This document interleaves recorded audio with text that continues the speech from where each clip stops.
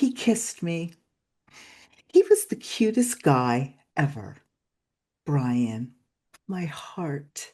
He was a ginger, just like my mom, which planted a seed of hope in her disappointed heart. I didn't come out a redhead. I was a common brunette, like my dad. But Brian, he had red hair and a face full of freckles to boot, a real redhead.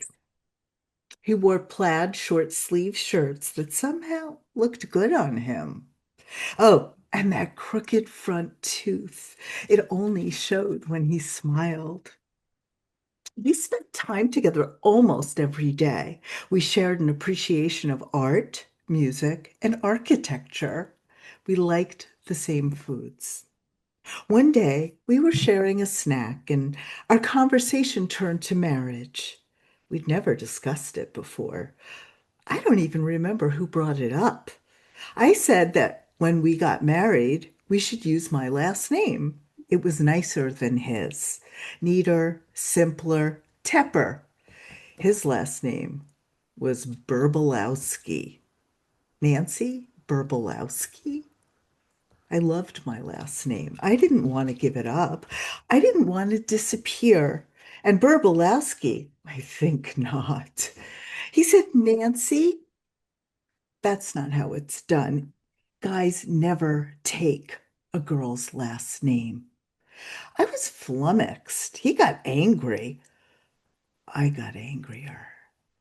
We started yelling at each other. His face turned bright red. He folded his arms over his chest and leaned back in his chair.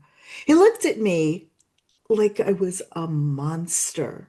He was smiling, but it was a sinister smile. That crooked tooth of his didn't look so cute anymore. I thought, I don't think I want to marry this guy. We were sitting at our table at an impasse when a very tall woman with brown, stringy hair walked over and stood there, towering over us. She looked at me. She looked at Brian. She said, Nancy, Brian, what's going on? It got very quiet.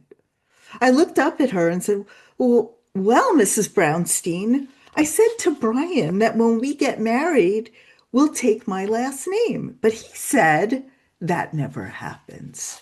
Do girls always take boys' last name? She smiled and burst out laughing. She said, Nancy, Brian is absolutely right. The girl always takes the boy's last name, silly. She turned on her heel, her oversized baggy gray sweater trailing behind her, and walked away, shaking her head and laughing all the way back to her desk at the front of the classroom. I was mortified. I was furious. I was on fire. Right then, right there, I decided never, ever give never ever give my name away. I've kept that promise for 60 years.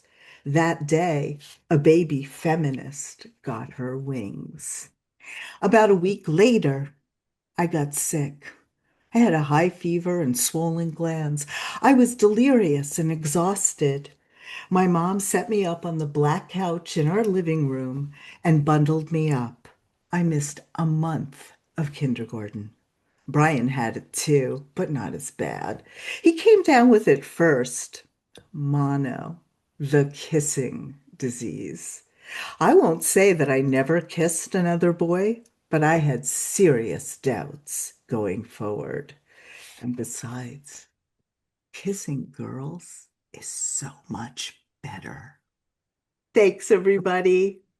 That's awesome. That's great.